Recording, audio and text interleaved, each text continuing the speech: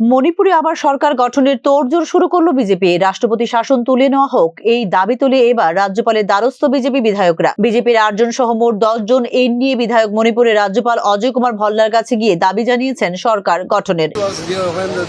I think the one we gave, I think has around 22 signatures. But otherwise, besides that, those who some people are not here, or this is the same paper that we gave to the Prime Minister, same paper basically. But everybody is by and large together in this.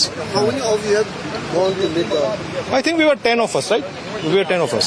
So, do you really think that such as you say it will be supported from different corners of the other Of course.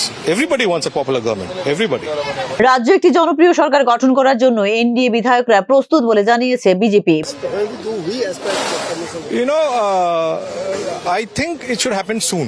I mean, we are appealing to the government, to the governor, so that we want a popular government, and we also gave in a paper where a lot of us have signed. Basically, well, I'll put it together. All the MLAs in Manipur, or rather the NDA MLAs, are very interested and very keen for the sake of Manipur to have a popular government installed, and we want the support of the public also. Because without that, things can work out a little difficult. So to have a smooth and quick formation of a government, we need the public also. মণিপুরে আবার সরকার গঠন করা হোক, এই দাবিতে গত April মাসে প্রধানমন্ত্রী নরেন্দ্র মোদীকে চিঠি লিখেছিলেন মণিপুরের 21 জন বিধায়ক। চলতি বছরের ফেব্রুয়ারি মাসেই মণিপুরে রাষ্ট্রপতি শাসন জারি করেছিল কেন্দ্রীয় সরকার। প্রায় 2 বছর ধরে অশান্ত মণিপুর। সেই আবহে বীরেন সিংহ মুখ্যমন্ত্রী পদ থেকে ইস্তফা দেওয়ার পরেও নতুন কোনো মুখ্যমন্ত্রীর নাম ঘোষণা করতে পারেনি বিজেপি। অচলাবস্থা তৈরি হওয়ায় শেষ পর্যন্ত রাষ্ট্রপতি শাসন জারি করতে হয়েছিল বিজেপিকে। রাষ্ট্রপতি শাসন জারি করে মণিপুরের অশান্ত পরিস্থিতি আপাতত মোকাবিলা করা গিয়েছে। এই পরিস্থিতিতে এখন আর রাষ্ট্রপতি শাসনের প্রয়োজন নেই।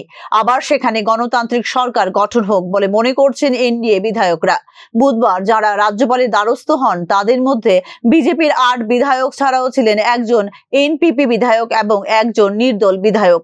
60 সদস্যের বিধানসভায় বর্তমানে 59 জন বিধায়ক রয়েছেন। এই ক্ষেত্রে একজন বিধায়কের মৃত্যুতে খালি রয়েছে একটি আসন। বিজেপি নেতৃত্বাধীন জোটে রয়েছেন 32 জন মেইতেই, 3 জন মণিপুরী মুসলিম এবং 9 জন নাগা বিধায়ক। কংগ্রেসের 5 জন বিধায়ক রয়েছেন যারা সকলেই মেইতেই।